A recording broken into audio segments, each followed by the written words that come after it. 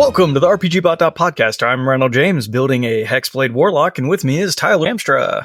Hi, everybody. I made a deal with the devil. I'm building a Fiend Warlock. And Ash Eli. So I have this used car I'd like to sell you. Go on. What'll you take for it? Just your eternal soul. Plus, you'll be in debt for the rest of your life. What's the mileage on that car? More than you're worth. Does it have an extended warranty? No, it does not, Steph. No, it does not. I will tell you that it does, but I am lying to you. And when you call to deal with it, I will say, what extended warranty? I don't know anything about an extended warranty. And then 2:00 in the morning, you'll get a call from an unidentified number. We're calling to talk about your car's extended warranty. He said it didn't exist. It only exists when I can make money from it. Don't you know how this works? Unfortunately, I did. All right. So on our previous episode, we took our characters from level 1 to level 4, so all the way through tier 1. Today, we're going to go 5 to 20. We're going to go tier 2 to tier 4. We're having a great time with it. So I think the only way to go from 5 to 20 is to start at level 5. That checks out. I follow that logic. Which we get nothing but 3rd level spells, is what it looks like. We get access to new invocation options. We sure do. Oh, yeah. We get one more. We get one more invocation. That's cool. That's so right. I'm going to go for Thirsting Blade. You can attack with your pack weapon twice instead of once whenever you take the attack action on your turn. Everybody else is getting extra attack, and I'm getting kind of Thirsty Blades. Just nom nom nom. I'm getting Gift of the Ever-Living Ones, which is a really good one. Whenever I regain hit points while my familiar is within 100 feet of me, I treat any dice rolled to determine the hit points I regain as having rolled their maximum. So whenever my cleric tries to heal me, or I heal myself, I just get to take max. As long as my familiar is within 100 feet of me, which I think I can keep them within 100 feet of me. Does seem very doable. All right. I think I have to take Book of Ancient Secrets at this level. Let me double check how many invocations. Well, you look, I'm going to ask Ash a quick question. So Gift of the Ever-Living Ones, if I'm reading this correctly, if we're taking a short rest, which we are because I want my spell slots back, I could be rolling hit die, and when I'm rolling hit die, I'm getting the max roll on my hit die. Beautiful. Correct. Anytime you regain health, you just get max. Isn't it a beautiful thing? That's wonderful. Yeah. It is very... Yeah.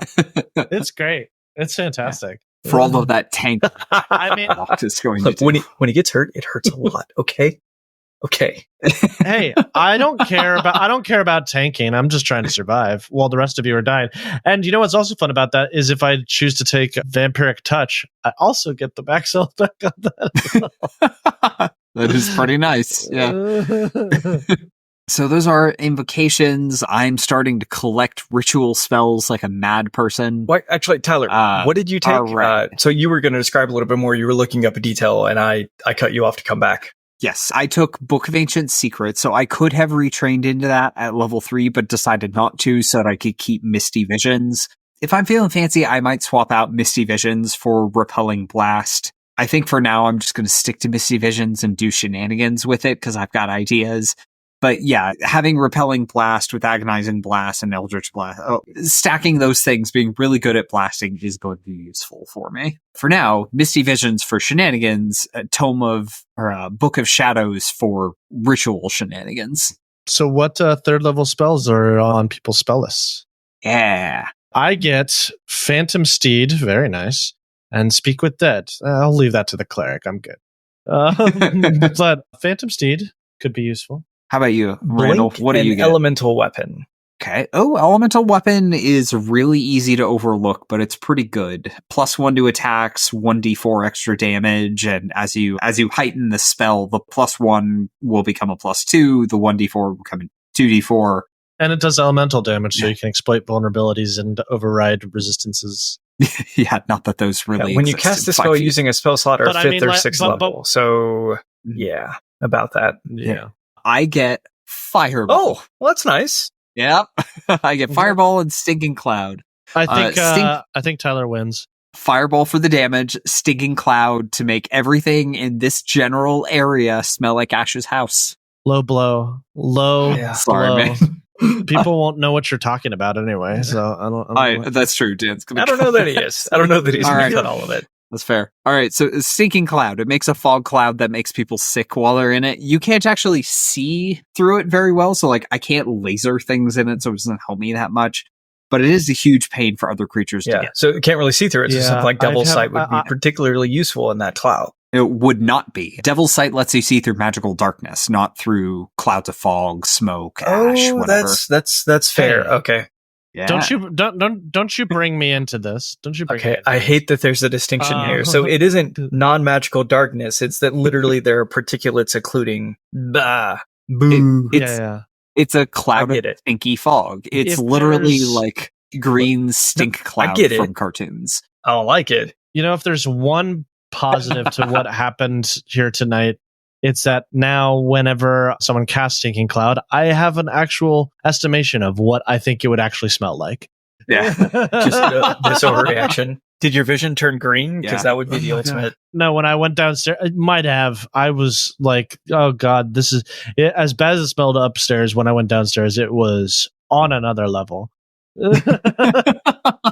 Well, I'm glad we dispelled that. Yeah. All right, so let's look at what other Warlock spells we can get at this level, because 3rd level spells are really, really good. Counterspell, Dispel Magic, Enemies Abound, Fear, Fly, Hypnotic Pattern, Major Image. We get our first summon spell. We can get Summon Undead, Tongues, Vampiric Touch, Summon... I'm definitely taking Summon Undead. If I'm going to be an Undead Warlock, I'm going to be casting Summon Undead.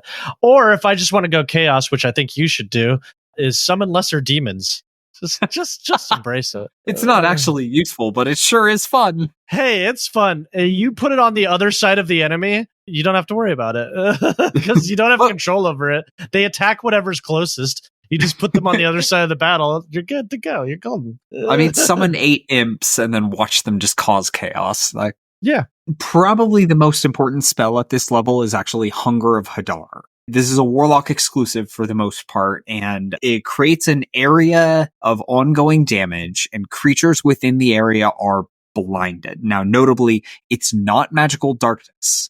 Just creatures in the area are blinded. So if you're outside of the area, you're perfectly fine. You can still shoot Eldritch Blast into it, and everything in there is blind. They're not going to do anything about it. Yeah, the ongoing damage is pretty good. So if you have Repelling Blast, Grasp of Hadar, or if you just have allies that like to grapple or shove, you can hold enemies in the area and they're toast. That's it. There's no benefits for casting this one at a higher level. Honestly, you don't need them. You just need time. And Hunger of Hadar is perfectly happy to spend a full minute just snacking on all of your problems. Yeah, Hunger of Hadar is very good. Often overlooked spell. It's so good. I wouldn't even say it's often overlooked. Like in optimization circles, I very rarely see a Warlock build that doesn't take it. The thing is maybe it is overlooked in my circles because anytime someone plays a Warlock, I never see them take this. Ever. It's they're wild. They're like, darkness is better. I'm like, it's not though. This is so much better. Yeah. Yeah. What if it also did damage and had double the AoE? Yeah. It's stupid how good it is. Look, sometimes you really just need to solve your problems by summoning the personification of the hungry space between stars. That makes sense. And if that's not enough for you, Hadar is literally a planet, a hungry planet. That is just out in space eating things. Yeah. But where are you going to get a pickled octopus tentacle? Witch's Hut? Southeast Asia. Cool. That's actually pretty true. Yeah. Or just go to a witch's hut. That's what I would do. Whole Foods. Good. We need to go to Whole Foods right quick. Got a hankering. Yeah, go to the health food store. Did you hear about all the health benefits of eating pickled octopus? Don't care. I'm more concerned with it eating other people. Yeah. Level 6. We get another subclass feature. What does everybody get? So I get Grave Touched, which is I don't need to eat, drink, or breathe anymore. That's boring. Cool. He said need okay, good. to. I love those things. Yeah, I still can. Yeah. I just don't need to anymore. So if all my companions are starving in the desert, I'm just here chilling. In addition, once during each of your turns, When you hit a creature with an attack roll and roll damage against the creature, you can replace the damage type with necrotic damage. While you're using your form of dread, you can roll 1 additional damage die when determining the necrotic damage the target takes. It's just very good, especially when you combine it with like Eldritch Blast. Now I'm rolling 2d10 per beam. Woo! Yeah. Well, didn't it say once per turn, though? Yeah. So one of my beams does 2d10 and the other does a d10. But fortunately, I don't have to expend that until I actually hit, because it says when I hit a creature. So yeah.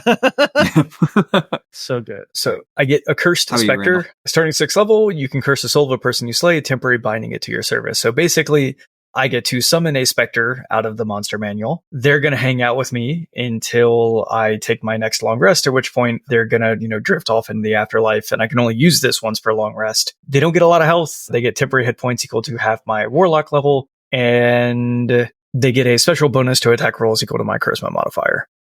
So, look, a pet from the soul of the thing that I just killed. I mean, adding your charisma modifier to their attack rolls is pretty great, because it means they'll actually be able to hit. That being said, I don't think I've ever seen anybody use that feature, but that's because most people don't go past level 2 with Hexblade.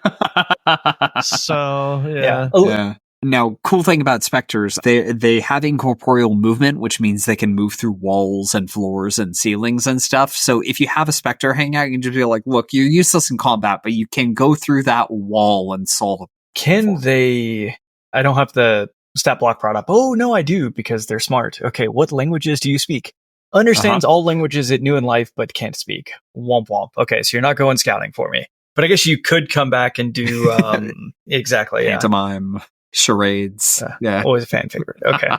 All right. I get Dark One's Own Luck. On an ability check or saving throw, I can add a d10 to the roll after I see the result. I can use it after I know that the roll has failed. So I was like, I failed this saving throw. Good thing I had this d10 to turn that failure into success. I can do that once per short or long rest. So it's great insurance for if I failed an important save. You can use it on ability checks, but I'm probably not going to be doing a whole lot of those unless I'm in a social situation. It's just broadly useful and good. Doesn't change my tactics at all. I don't have to think about it. No action economy issues. Just plain good.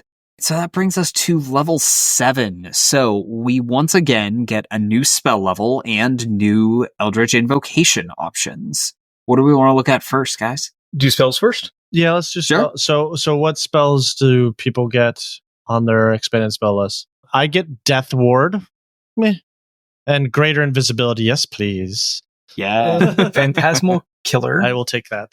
And Staggering Smite. Pretty good. I get Fire Shield, which absolutely not, never. And Wall of Fire. Yes. Yeah, Wall of Fire is real good, because you can use Eldritch Blast with Repelling Blast and push enemies through the wall. Isn't there also a invocation that allows you to pull, so you could literally just and back through the wall and back through the wall? Yes, Grasp of Hadar.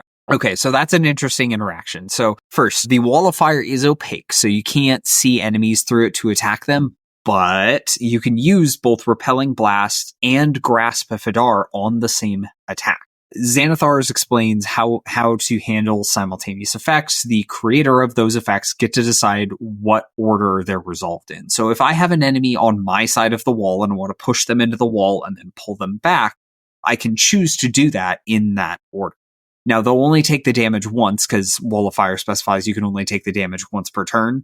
Still, like, okay, you, and you through that wall, and then back where I can see you, and then my allies are going to keep beating on you, or I can just shove enemies on the other side of the wall and be like, I am done, I have made my point. Okay, and so in that case, let's say it is 3 enemies. I could potentially push all 3 through, but only bring back 1, and now it's up to the other 2 creatures behind the wall if they want to come through the fire so I can deal with them, or we just pick this one off and then we'll deal with the others later. Yeah, beautiful. You can absolutely do that. All right, now let's look at that spell list. 4th level spells. Get some cool stuff. Banishment, Radlathim's Psychic Lance, Shadow of Moil. Shadow of Moil's a real one. What'd it do? All right, so Ash just picked up Improved Invisibility, which makes it so that he is invisible and can still attack without breaking invisibility.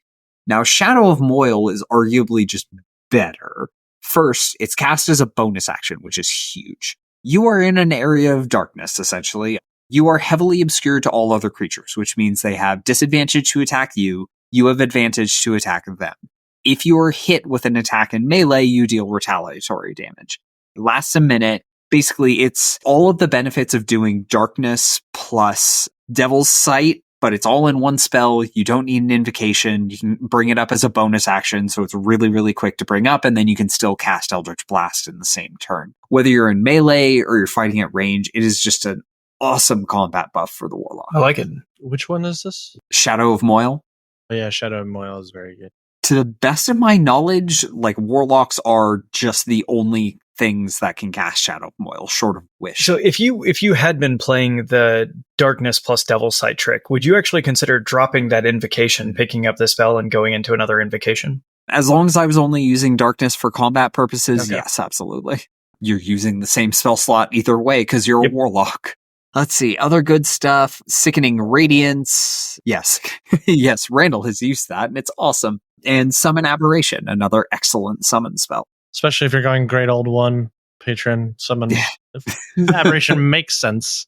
So that is level 7. We're now level 8. What about invocations? What's everybody Oh, that's right. That's right. I'm glad you said something. I'm torn. I might just take Repelling Blast again because I retrained out of it. But I do like Sculptor of Flesh, which is fun. It allows me to cast Polymorph once per day. Yeah, I might go with Sculptor of Flesh because that could be fun. Polymorph is really good, yeah. Yeah, Polymorph is just really, really good. I was originally thinking I could cast that on my familiar and have some shenanigans, but then it's like, oh yeah, it's the target's level or lower. I'm like, well, that's not good. If it was my level or lower, then we could have some fun. Yes. Because what the argument I would make there is that any DCs that I turn that creature into still uses my DC, which would be so broken. Yeah. That being said, there could be some. I'd have to take a look, but there could be some good like quarter level beasts that just have some fun save or suck stuff that would use my save. Beasts, not in 5e. Yeah, that's fair. Yeah. The Sculptor of Flesh is still really good. Okay, so all right, we haven't talked about invocations that let you cast extra spells. So this is a whole thing. There are some invocations which will let you cast usually like 3 spells. Sometimes it's only 1, like Sculptor of Flesh. They'll say like, you have access to these spells once per day, and for some stupid reason, only once per day you can use a Warlock spell slot to cast one of these spells.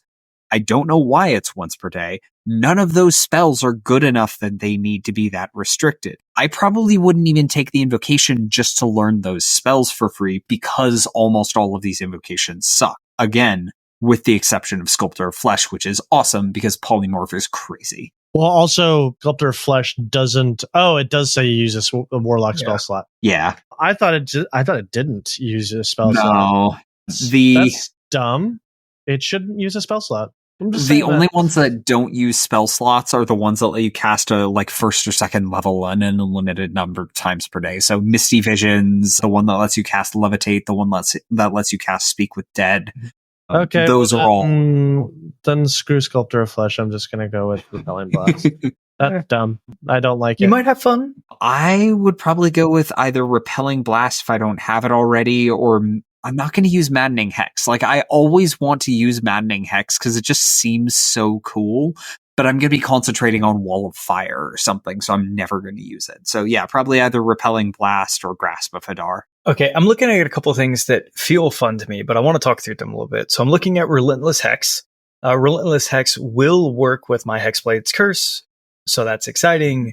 So to read the language, as a bonus action, you can magically teleport up to 30 feet to an unoccupied space you can see within 5 feet of the target cursed by your Hex spell or by your Warlock feature, such as Hexblade's Curse, blah, blah, blah. So if a creature were invisible, but I had previously cursed them, I could still teleport to an unoccupied space 5 feet away from them that I can see. Okay, I think that is so situational that I'm not going to take it for that, but I wanted to make sure that would be actually how it would work. Because I'm mainly melee, it would make sense that if I'm far away from something, I would like to be not so far away from it. But then again, if I'm far away from it, I can only teleport up to 30 feet anyway. So I just feel like this isn't very exciting. Yeah. The other thing that caught my eye, which I think I'm going to take whether you try to talk me out of it or not, because it just seems like, well, it doesn't matter. Come with me. Tomb of Levistus. Are you familiar? I love that reaction. Yeah. It is not as good as you think it is. It's bad, but let's talk about why it's bad. Okay, so I'm level 7. I get hit really hard. I can entomb myself in ice like Levistus in Hell. Haha. And now I have 70 temporary hit points. But you can't do anything. I also am vulnerable to fire damage. My speed is reduced to 0, and I'm incapacitated until the end of my next turn when the ice melts. So it's basically, you just hit me really hard. Do I want to skip a turn to not take any of that damage, potentially? Depending on how hard you hit me. Yeah, that's about right. It's a panic button, but it's... Yeah. as a content creator, I've watched in the past says, don't plan for failure, you monkey. I hear that. The reason I'm looking at this, imagine you're in a situation where what you've just taken, Tyler, do quick math. How many hit points do we have at this point? Ballpark. Oh god. Assume 14 constitution, 5 per level, so 7, like in the mid. Okay, in the mid 50s. So I get hit hard enough that something's going to one-shot me or even just take half my health. I can take none of that damage. And probably at this level, I'm actually going to have remaining temporary hit points to get me through to the end of my next turn. If my turn is soon, I don't take that damage. I basically skip my turn. I'm back up. I'm as good as I ever would have been. I gave up a little bit in the action economy, but if I'm in a 4-person party or a 5-person party, I'd make that trade anytime. You wasted your entire turn. You wasted at least an action, a major action, hitting me as hard as you can. It did nothing to me. And the rest of the party is now going to wail on you. I can see that. There are logic, probably sure. better invocations. Yeah, I see what you're saying, but the problem with Tomb of Levis is it is so situational that the niche you just described, it's not going to come up a lot. You don't think they're going to punch me in the face? I mean, they will, but I doubt it will be. I mean, it's fine. It's fine if you want to take it. It's not wonderful, but we're having fun here. Yeah, no, for sure. You didn't chastise me too much when I chose to tank my constitution, so I don't really have any place to judge you. I do. Yeah, but you judge everyone, Tyler. I've judged all of you. I like all of you, and I think you're nice. Thirst best attribute. Good save there, buddy. Good save. Level 8. We get another ability score increase or feat. What's everybody doing? I am going to take Gift of the Metallic Dragon. Okay. It gives me the ability to cast Cure Wounds once per day or use one of my slots if I so choose. And this is important. When me or a creature, I think it's like within 5 feet of me, gets hit, I can use my reaction to give it a bonus to AC against that attack equal to my proficiency bonus. So just another way to keep my familiar alive. Nice. Yeah. Mm-hmm. Okay. Randall, anything I'm jumping thinking out about at going you? down a path. And let's talk about it. All right. Okay. I crit on a 19 or a 20. Yeah. You crit on 19 or 20 against the creature. But I'm doing that. Like we're having a good time with it constantly. I guess, but I only get to do that once per long rest. Is that really the investment I want to make? It's proficiency bonus times per long rest. Okay. Yeah. Oh, that's funny. Yeah. 4 that's by now. Yeah. I think that's great. Okay.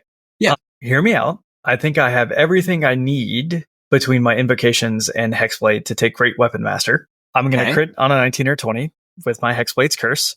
On your turn, when you score a critical hit with a melee weapon or reduce a creature to 0 hit points with 1, you can make 1 melee weapon attack as a bonus action. So not only am I dealing a lot of damage, potentially I'm occasionally getting to trade in my bonus action to hit them one more time.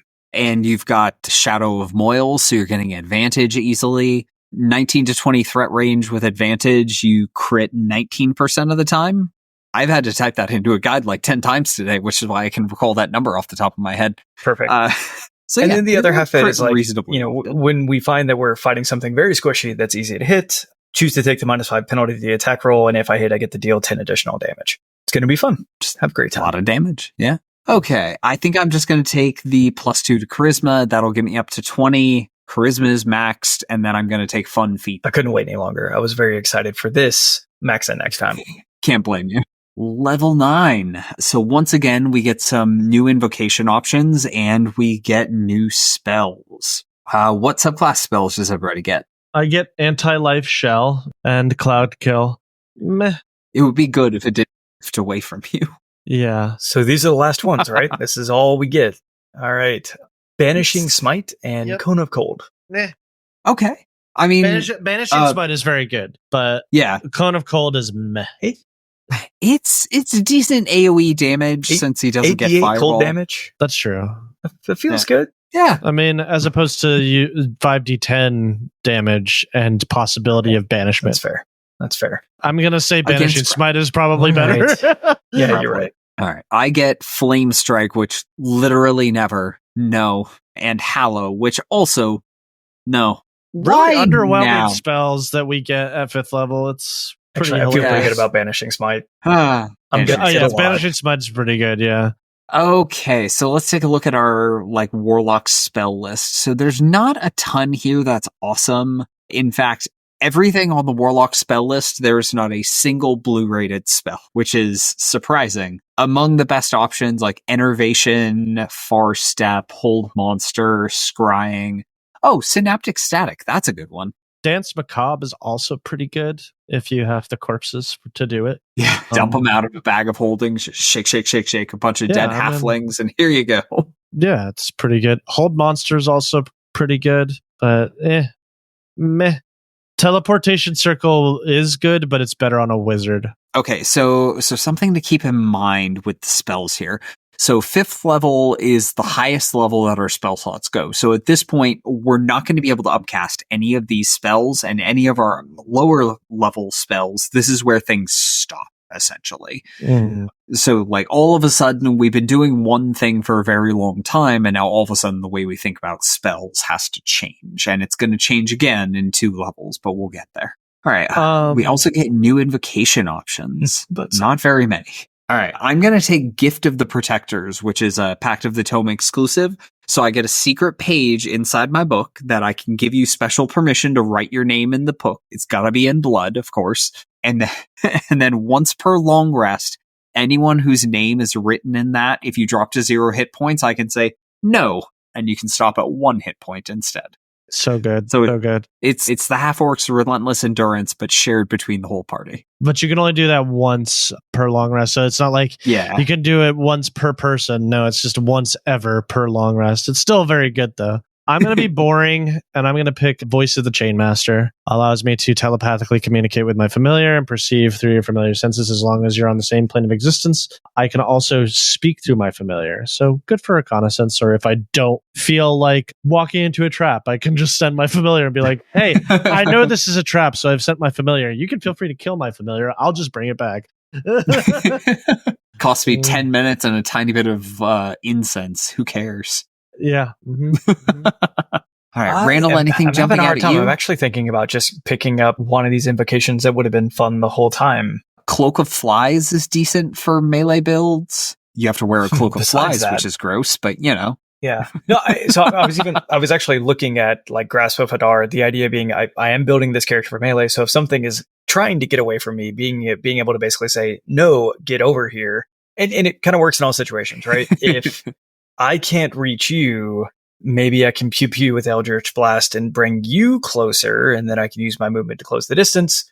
And if you're on the other side of a chasm, even better, Grasp of Hadar, pew pew, you're in the chasm now. Yeah, pretty much. All right, Ash, you said you're taking Voice of the Chainmaster. All right, so that's everybody's invocations. All right, let's look at level 10. So we get another subclass feature. What does everybody get? I get Necrotic Husk. My connection to undeath and necrotic energy now saturates my body. I have resistance to necrotic damage. If I'm transformed using my Domain of Dread, not my Domain of Dread, Form of Dread, there you go. I instead become immune to necrotic damage.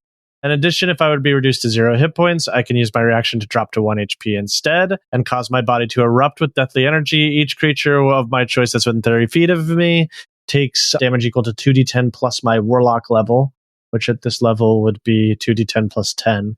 And then I gain 1 level of exhaustion. Okay. Well, that part's not great. I guess it sure beats dying. Yeah. And even worse, once you use this reaction, you can't do so again until you finish 1d4 long rests. Double woof. Yeah. It was such a good feature until the last few sentences. Well, I mean, how often are you going to drop to 0 hit points, realistically? That's fair. But, man, it's brutal. The drawback. For not a lot of damage, it's not really worth it. Yeah, that's fair. Armor of... All right, Randall, how about you? If the target cursed by your Hexblade's curse hits you with an attack roll, you can use your reaction to roll a d6. On a 4 or higher, the attack instead misses you regardless of the roll. So, like, haha, 50% chance to just miss me. Pretty good. I want to ask get just to be very clear. Resilience. So attack roll. So that could be a spell attack as well as a melee attack. It could be a ranged attack. If they're making an attack roll, that's beautiful. Yeah. It's going to be a great time. Absolutely. Yep. If you're soloing one enemy that you've hit with Hexblade's Curse and you guys are just going at each other, really, really good. Okay, I get Fiendish Resilience. So after a short or long rest, I can pick a damage type, and I have resistance to that damage type until I change it. Yeah. So naturally, it's the obvious custard choice. Damage, obviously. I'm sorry, what? Did I have a stroke? Yeah, well, and you said it wouldn't want custard egg on his damage? face, you know? Sure did. We've made this joke before. Wild Beyond the Witchlight, you can take custard damage from an eating contest. Yeah. You can? It's canonical. Yeah. It's like the first 10 pages of the Wild adventure. Yeah. Wild Beyond the Witchlight. I love you. Yeah. The only adventure to introduce a new damage type, as far as I know. That's hilarious. That is hilarious. Realistically, I would go poison, fire, cold. Oh, actually, no. Sorry, I take that back. Poison, slashing, fire, piercing, cold, in that order, depending on what I already have from my race and magic items and things like that. 11? Oh, well, let's see. So that's the end of tier 2. Let's see. This is where our 5th level and below spells, this is where they stop being really amazing, and they'll gradually get less and less cool as we gain levels. Some of them are still going to remain awesome. Shadow of Moil remains fantastic for Randall, and for me if I'm blasting things. Wall of Fire stays cool. Fireball stays cool, but the damage doesn't go up on either of them. But yeah, from here on, the thinking for the Warlock does have to change. So that brings us to level 11, the start of tier everybody 3. get excited. We finally have 3 spell slots. So you know how you can remember how many... No, never mind. Dan, cut that. I had a thought, and the thought was wrong. So, should we talk about Mystic Arcanum? Yeah, I guess we have to. Okay, level 11, this is when full casters get 6th level spells. Our cantrips improve, so Eldritch Blast gets that 3rd ray, finally. But Mystic Arcanum is the Warlock's high-level spellcasting feature. Like, this is what's supposed to keep us competitive with full spellcasters, and simply put, no, it doesn't. Okay, cool. All right, well, let's go to the next thing then. No, I'm kidding. What is Mr. Arcanum? Describe this for folks. Yeah. Okay, so you get to pick a spell, and keep in mind, you are permanently locked into this spell. There is no retraining this spell. That's it. You're locked into this spell. You can cast it once per day. That is Mystic Arcanum. You get, as we gain levels and get access to higher level spell slots, we'll get one for 6th level, 7th level, 8th level, and 9th level spells. But again, you pick those spells, you are locked into them permanently. There is no mechanic to retrain them. So you have to pick something that's going to be permanently good, which unfortunately means, like, if it's not blue rated on RPG, I have to ask you a few questions. Could I specifically pick Fireball at 9th level? No, it has to be on the Warlock spell list. It does have to be on the Warlock spell list, and I believe it has to be actually that spell level, not a lower level spell cast at a higher level. All right, spell. so literally, Yep. All right, those are some constraints. Okay. What's everybody picking for their spell? Almost certainly Eye Bite, but if I was feeling spicy, I might go for Mental Prison. I'm going to really annoy Tyler. Okay. And pick Create Undead. I know what he's going to say. He's going to be like, why? It doesn't scale. I don't care. Yeah. I don't need it to scale. I just need it to be meat bodies in front of me. And it's thematically appropriate. So you know what, Tyler? I don't need your judgment. Get off my back. It really is thematically appropriate. But look, you're going to get 3 pet ghouls, and those ghouls are going to be your best friends. Yeah, forever. I mean, hey, it's 3 ghouls. It doesn't cost me anything, and it's just meat in front of them that are completely expendable. I'm not expecting them to do much. I'm expecting them to take hits that would be go for me or my familiar. So if they die, they have succeeded and they have accomplished what I want them to. So actually, I'm pretty sure Create Undead does have an expensive material component, so it does cost you something. Not that gold matters that Steal much. whatever that is. Hope it's an octopus. No. Okay. So here's the thing. It says 150 gold piece black onyx stone for each corpse, but it doesn't say that it's consumed by the spell. Doesn't it? It really? does not. Oh, that's cool. Yeah. So we learned something today. You only need to buy 3 of those, and they will last you forever. So there you go. All right. All right, Randall, have you picked a spell that you're going to live with for the rest of your miserable life? I Bite is fun, and look, I get multiple effects, so like maybe it'll have legs, and that'll be great. I'm going to do that because I might actually use it. That's about right. Okay, so that brings us to level 12. We get yet another ability score increase or feat. How are folks feeling? What sounds like fun? I'm going to go a little weird here, and I'm going to pick Scion of the Outer Planes Order. Interesting. I forget that feat exists. I have plans. So I get resistance to force damage, and I get guidance as a cantrip. Solid. All right, hang on. I have to double check what book that.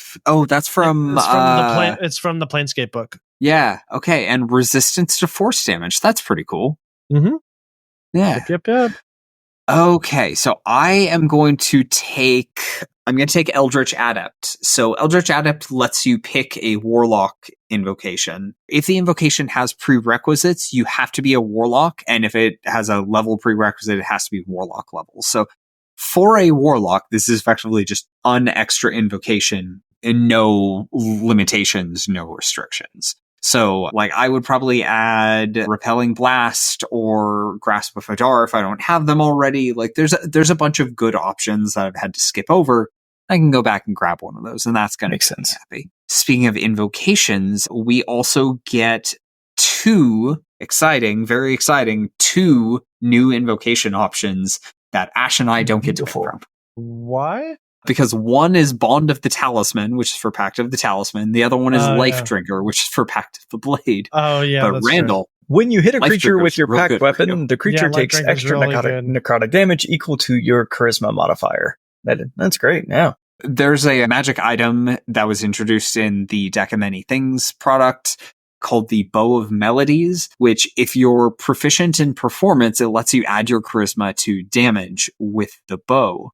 So, Randall, if you became proficient in performance, it's a +1 bow that also adds your charisma to damage. If you get expertise somehow, it's a +2 bow that adds your charisma to damage. So you could be adding triple your charisma to damage. It's pretty neat. Toss in some Elven Ash, you were going to say something going. I was going to ask you, Tyler, what invocation are you taking? That's right. I'm going to have to take 2 at this level since I took Eldritch Adept, so I've done this to myself. I might take like some of the more situational ones that you're not going to see a whole lot of use from. Eldritch Spear could be good. Eldritch Mind could be good. Like I'm digging all the way back to first level. Like, this is kind of the problem. Like, you do get 8 invocations, and at some point in your career, you go from, I need more invocations, I need more invocations, I need more invocations, and very, very suddenly, I have all of these invocations and I don't know what to do with any of them.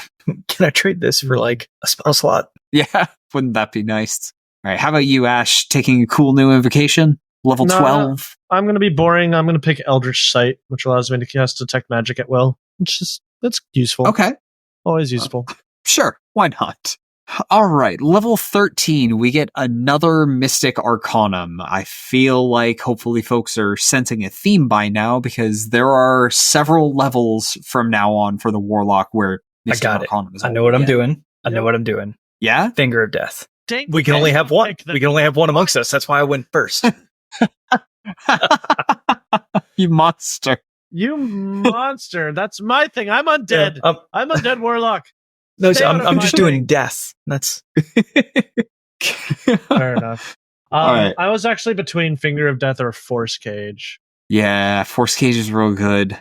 I think I'm going to go Plane Shift. Yeah, we're going to lean into the Fiend theme. We're going to use some recently gained knowledge about the Hells. So, level 5 spells, I've got Banishment. But Tyler, if you have plane shift, now your patron can just summon you for a meeting whenever they want. It's like, you have plane shift, get over here now. That's true. They can do that, but I can also do things like, hey, with Pact Magic spell slots, I can banish creatures to hell. With my 6th level Mystic Arcanum, I can cast Mental Prison and put them in a mental hell. With my 7th level Mystic Arcanum, I can plane shift enemies to hell. Hey, You're Randall, sensing a theme. I get the sense that Tyler may be evil. What?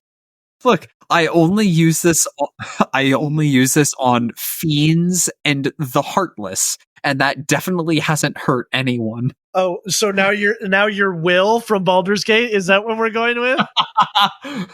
You saw how that went. You saw how badly. That went. Very badly. Don't be Will from Baldur's Gate. Don't be Will.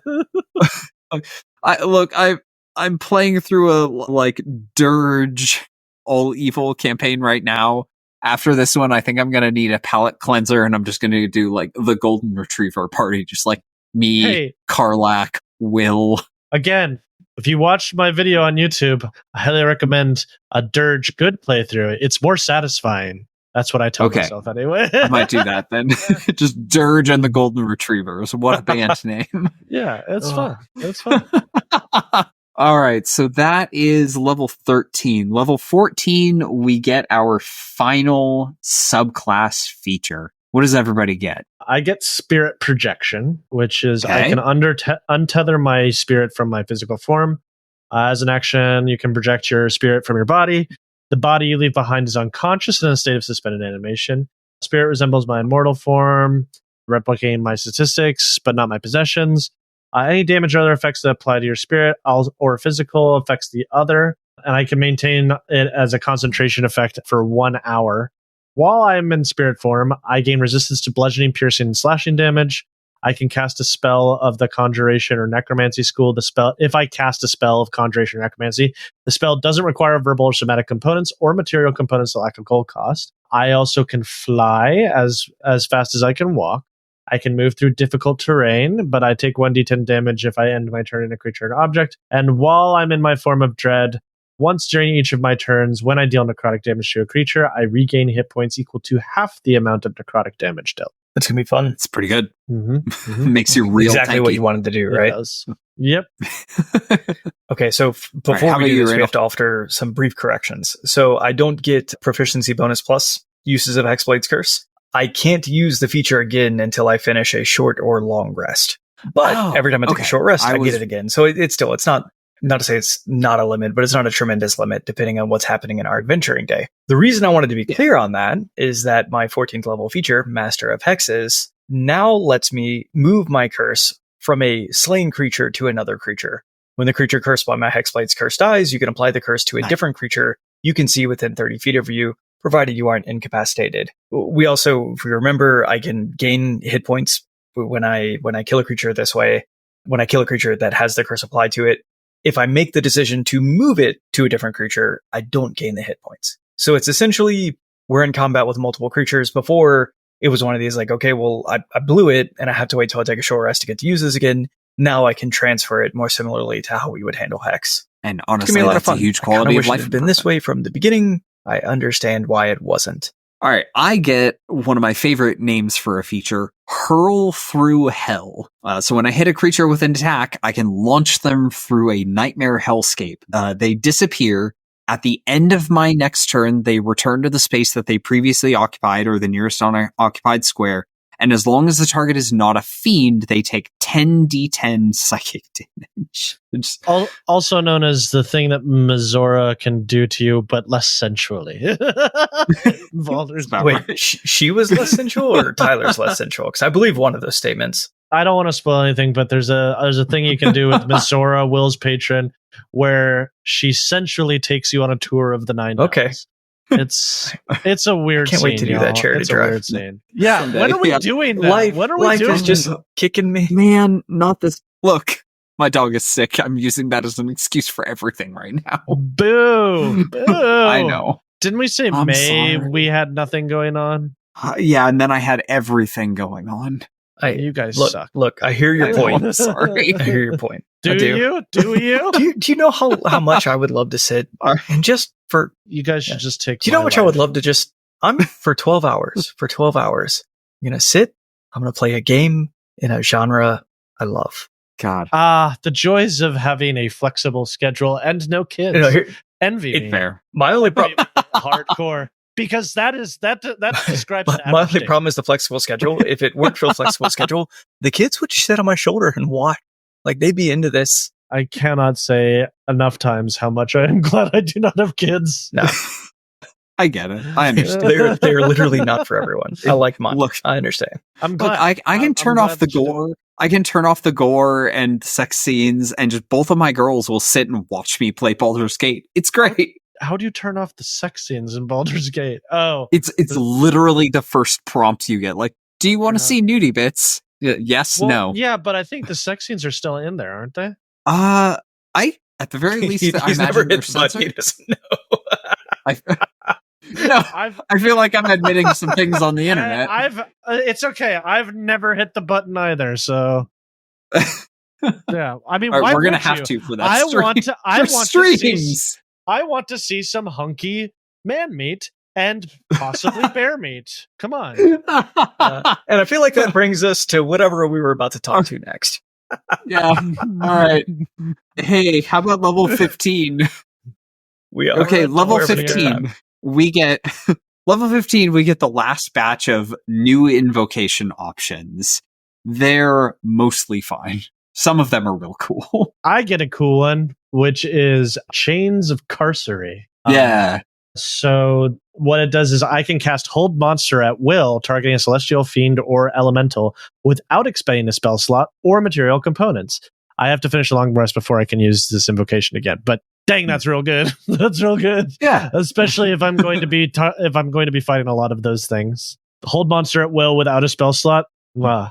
I like Shroud of Shadow. You can just cast invisibility. No spell slot. I think you have to be standing still, though, don't you? Not Shroud of Shadow. There's a lower level one. What was it called? I can't remember. One with shadows. That's the one. Yeah, one with shadows, you have to be standing still. Shroud of Shadow, it's just like, I have a moment, snap my fingers, I'm invisible. And then also Vision of Distant Realms, which lets you cast Arcane Eye without a spell slot. And that is my absolute favorite divination, so I think I'm going to take that one instead. Heck okay, that is pretty cool. Yeah. Oh, we also get 8th level Mystic Arcanum. And I know which one I'm taking. Randall, did you have an invocation in mind before we look at spells? No, it's okay. I'm sorry, Randall. I'm still looking, so everybody has just been buying me time. I think I really am liking the idea of Shroud of Shadow. Like, that would be a lot of fun. Basically, I'm just constantly going to be invisible, and when it comes time to stab somebody, I get advantage on that first stabbing. And then imagine, have you ever been in a situation where somebody stabbed you, and then they appeared in front of you? What? I wasn't done yet. No. I wasn't done yet. Well, I mean, I missed the first qualifier, so no. Ash, you. Ash, what do you mean? Have you ever been stabbed? Okay. No. All right. So, well, see, you just can't even make it. All right, let's keep going. For that. You were stabbed, Randall? Oh, okay. I was going to say, wow, you're more of a Actually, it's really easy to get stabbed. It sure is. That's fair. That's fair. All right, level 8 spells, Mystic Arcanum. We get some cool options here. Dominate Monster, Feeble Mind, Glibness, Maddening Darkness, and believe it or not, that's 4 of the 6 spells you get to pick from. I'm going to go with Feeble Mind because it's real fun and satisfying to do on the big bet when it goes off. Yeah. And then your DM gets to figure out, okay, what does 1 intelligence and 1 charisma look like? You're an animal. That's been a very good one. I mean, almost all animals have an intelligence of at least 2. Creatures with 1 intelligence are zombies, the shrieker mushrooms, the things that are barely creatures. It's easy. You just start banging your head against the wall over and over again. Sure. All right. Which is what the DM was probably doing anyway after casting that spell. I think I'm going to go for Maddening Darkness. You know how Hunger of Hadar is really cool? What if Hunger of Hadar was a level 8 spell? Maddening Darkness. Yeah, no, that's pretty brutal. It's real cool, but it is also magical darkness, so you do need to go back to having Devil's Sight to see into the area. Yeah. All right, that feels pretty attractive, so I think I'm probably going to take yours. I'm looking at Demiplane, and I recognize that it has like no mechanical impact on the combat that we're going to be doing. It is really cool, though. One little detail. Can I decide if the door is open or shut when I cast Demiplane? I don't If think you it would allow specifies. me to cast it when it's open, then imagine I cast it open, I repelling blast you through the door, and then I just shut the door. And now you are stuck in that Demiplane. The door disappears, and I'm just never going to visit that place again. Sure, why not? Now, I think the problem is I think I probably can't just dismiss the Demiplane since it's not a concentration spell. So they have an hour to get out. That doesn't feel good, which is the reason, like I said, I'm just going to go with yours. All right, so that's level 17. Now let's look at level 18. And we're done. We're done with times. level 18. I had a lot of Literally fun there. nothing. Oh, I should mention, level 17, cantrips improved for the last time, so we There was an ASI will somewhere raise here, our right? leverage blast. We skipped level 16 and 17. I skipped 16. Good God. Good I job. promise I can count. That joke would have been great if I had timed it correctly. Yeah, I was like, how are we at level 18 already? We were just at level 15. All right, level 16, ability score increases and feats. What's everybody getting? I am getting Agent of Order, which is the second part of my Scion of the Outer Planes.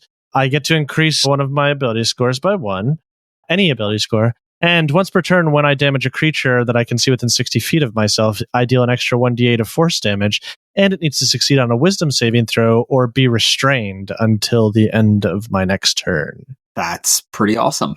Or, sorry, start of my next turn. But still, very good. Yeah. Yeah. Sets my rogue up for advantage and all that other stuff. And I can do it a number of times equal to my proficiency bonus. Just fun. If I'm going with like the chains theme, feels appropriate. And now I have Chains of Carcery and this. So I am having anything a jumping out? very hard time here. That's How exactly about what I how was going to about say. Is like Lucky, dude? Lucky's the fallback. We just do Lucky. I'm going to go for Font of Magic, get myself some meta magic. I only get 2 sorcery points, which is limiting, but I can do like Quickened Spell and Extend Spell. If I need a little more time out of Maddening Darkness, I can spend 1 sorcery point and extend it. And that's nice. Oh, hold on a second.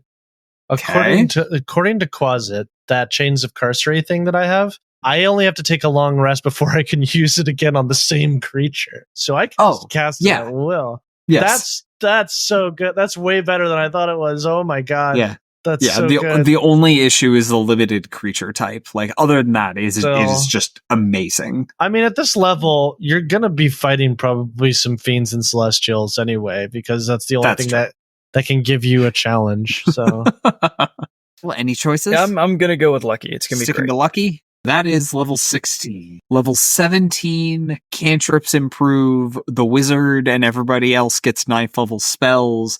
We get 1 more Mystic Arcanum. Let's look at our choices. Woo! Blade of Disaster, Foresight, Gate, Psychic Scream, True Polymorph, Power word kill. There's some cool stuff in here. Power word kill. I am very partial to Psychic Scream because it's the only thing in the game that can permanently stun a creature. And I just love that about it. But realistically, gonna go for True Polymorph. Just turn myself into an insane high-level fiend. How about you guys? I'm debating between being boring. I think I'm gonna go with Power Word Kill. Makes the most sense as a undead warlock. I'm gonna go True Polymorph. Yep. Okay. We're having a great It's time. real good. It's a lot of fun. All right. So like I said, level 18, completely dead level. Literally nothing here. You're wrong. You're wrong. Am I? We get an invocation, our last one. Do we? Yeah. Ah. Okay. So it's not a completely dead level. That's good. Yeah. No new ones unlock. It's just we get. I take that one I haven't taken yet. Okay. Yeah. Same. You're the one I haven't taken yet. I'll take Visions of. Yeah. I'll take Shroud of Shadow. It's real good. Yep. That's it. Level 18, not a lot of excitement. Level 19, another ability score increase or what does everybody dying? Or what does everybody want? So while Randall's dying, I have a funny pitch that I think people. I don't think WotC thought of this out when they were making this feat. Cardomancer, which seems like a strange choice, but bear with me. You get prestidigitation, always a useful cantrip. I'm going to read the wording of this, and I want you to see if my interpretation of this is correct. When you finish a long rest, you can choose one spell from your class's spell list and imbue that spell into a card. The chosen spell must have a casting time of 1 action, and it must be a level for which you have spell slots. The card remains imbued with the spell for 8 hours. While the card is imbued with the spell, you can use a bonus action to flourish a card and cast a spell within the card that immediately loses magic. What it doesn't say is that you have to expend a spell slot in order to imbue the card with the magic. So it's essentially a free extra spell that you can cast as a bonus action, which, what could I do? Shenanigans. I could put a Feeble Mind in there, or I could put a Blade of Disaster. I could have 2 Blades of Disaster, or I could put a spell that normally costs an action and cast it as a bonus action, which is also still very good. Okay, so there is some interesting nuance here. So since it doesn't specify how it handles spell slots, you do use the default rules for casting a spell. So you do need to spend a spell slot to cast the spell. I don't know. I don't think you're right on that. It doesn't, but because in every other feature, like with the artificer that has you imbue a spell into a coin, it specifically calls out that you expend a spell slot to imbue it. So I'm going to call bull. This is true. I'm going to call bull. I think that is a generous way of looking at it.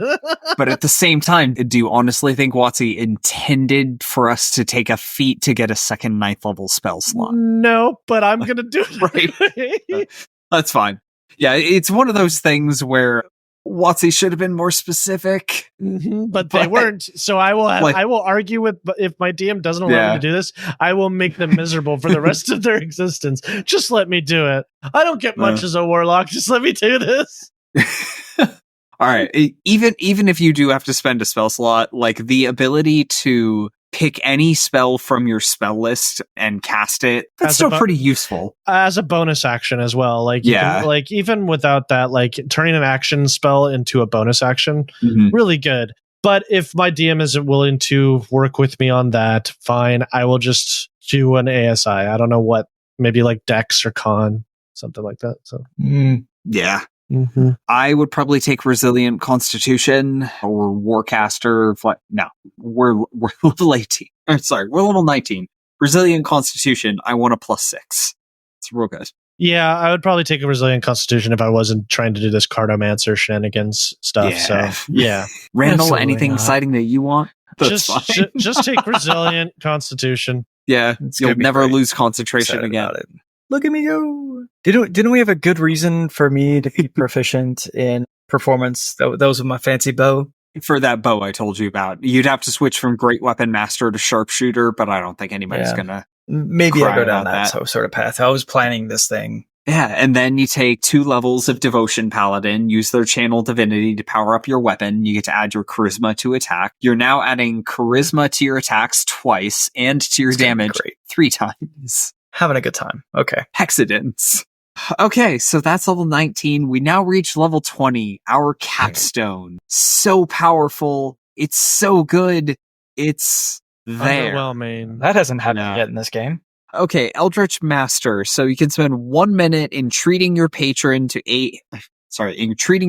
for aid to regain all of your extended spell slots from your Pack Magic feature. So it doesn't recharge your Mystic Arcanum, but you're going to get all 4 of those Pack Magic spell slots back.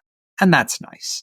And you can do that once per day. It's so dumb. It's like short rests are there. Really? 1 minute? Okay. It saves you 59 minutes. If this would feel better if it was like 1 action and I could do it in combat. Or it would also feel better if it just let us get our Mystic Arcana back. Instead? That would be great. Yeah. If you don't want to have us do like all of them, that's fine. Allow us to pick a Mystic Arcana to get back. Well, then it would be worth it. But at this point, it's just like it's so. And I know bad. I know this question has valid answers. What is the situation where I can wait a minute, but I can't wait 60 minutes? Yeah, pretty much. That is exactly the concern. Like. If you're on narrative time, 1 minute, 1 hour, if I need to chase somebody, a minute is too long. Yes. Yeah. All right. Well, on that super exciting note, that brings us to the end of level 20. we have been suffering through just like Mystic Arcanum being our go-to thing for like 10 levels. Randall, you're doing like plus 25 damage on each of your 2 attacks. Ash is spooking people. I'm using the same tactic I was using at level 7 and just launching enemies through walls of fire. I'm also sending my familiar in to harass the enemy, and I'm harassing the sorcerer to cast Dragon's Breath on my familiar. Yeah, nothing wrong with that. I wish I could do it myself, dang it, but I can't. Yeah. So you are responsible for this. Great bag of tricks. Get yourself some squirrels. I am the Beast Master. All right. Thanks for joining us today. We do have a question of the week this week. This week, our question of the week comes to us from Sayertir. What class not in D&D 5e, but in previous editions, would you add? There's a lot of them.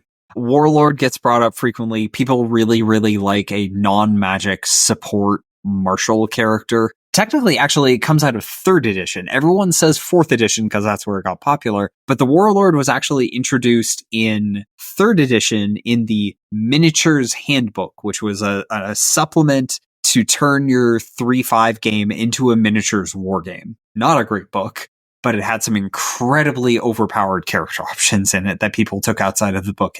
I want to see Factotum come back, which is weird. Factotum was a really, really obscure class introduced in like Complete Dungeon Dungeonscape is what it was called. The Factotum was like the every class. You could do absolutely everything, but not super well. And all of your features were based on basically stealing from other classes. Like if you wanted to cast divine spells, you basically had to steal divine magic from the gods and like other such shenanigans. But it just had a lot of fun nuance to it and could do a lot of really stupid things and be good at everything for like 30 seconds per day. It was a fun concept. You could do a lot of that with a bard in 5e, but it's not quite the same. If we're including Pathfinder 1, I would say Witch, since it feels apropos since we're doing Warlock. Witch, I feel, is a better Warlock. And it's one that I would happily take to max level because it's really Which good class? The whole time. Witch. I'm not doing this with you. I'm not doing who's on first with you. Sorry, go somewhere else. And the other one from Pathfinder that I would pick is Kineticist, because Kineticist is really, really dope and a lot of fun. But if we're talking subclasses, there was one, I forget what it's called. It was like a demonologist, but a good aligned version. They summoned demons specifically to fight against evil. I forget what they're called, but it was a really dope class from subclass for wizards in 3rd edition. Demons I for would good. like to see more of that. Malconvoker. That's it, Malconvoker. Yeah. And the lore behind the Malconvoker was so cool. And yeah, if they bring a subclass in the 2024 rules, I hope it's Malconvoker because it's such a cool subclass. That would be neat. Oh, yeah. Also, Investigator. Steph was right. Absolutely. Investigator is good. Investigative Rogue is not a good substitute. No, it is not. Rocco's in the chat and he says, I miss Archivist because nobody remembers that class. Okay. Imagine a wizard, but you had the cleric spell list instead of the wizard spell list. And then also, like, you had a very unique mechanic for identifying monsters and giving your party bonuses against them. It was a cool class, but the fact that you could get an intelligence-based cleric essentially caused all kinds I of love problems. the idea buried in that. It's like, tell me his weakness. Stab him in the face. 90% of the time, it works every time. All hail the Leisure Illuminati. I'm Ronald James. You'll find me at amateurjack.com and on Twitter and Instagram at jackamateur. I'm Tyler Campstra. You'll find me on RPGBOT.net. Still not having those fiendish powers I was promised. Facebook and Twitter, RPGBOT.Net, most other socials as RPGBot. And I'm Ashila. You'll find me making deals on Twitter at Graven Ashes or on YouTube at Ashraven Media. If you want to entreat me to run a game for you, I do require your soul up front. But you can find me at startplaying.games, link in the description. Yeah. Also, little known fact, if you bring 4 souls, he'll give you your soul back. That is true. So, yeah, little known fact. If you approach me, it does require your soul, but if you get 4 more souls for me, I will give you your soul back. And then they can get 4 souls. It's a good deal. And they can get 4 souls. And they can get 4 souls. It is not It is not. It's a reverse pyramid soul scheme, I funnel. promise. You see, it's completely different. Yeah. If you've enjoyed the show, please rate and review us on Apple Podcast and rate us on Spotify or your favorite podcast app. It's a quick, free way to support the podcast and helps us to reach new listeners. You'll find links in the show notes. You'll find affiliate links for source books and other materials linked in the show notes, as well as on RPGBOT.net. Following these links helps us to make this show happen every week. If your question should be the question of the week next week, please email podcast@RPGBOT.net or message us on Twitter at RPGBOT.net. Please also consider supporting us on Patreon, where you can find all kinds of great rewards. At any tier, you'll get early access to RPGBOT.content and polls for future content. At our $3 tiers, you'll enjoy your choice of ad-free access to RPGBOT.net or ad-free podcast episodes and access to live-stream podcast recordings. At our $5 tiers and above, you'll get all of that, plus access to the RPGBOT.Discord. You can find us at patreon.com/RPGBOT.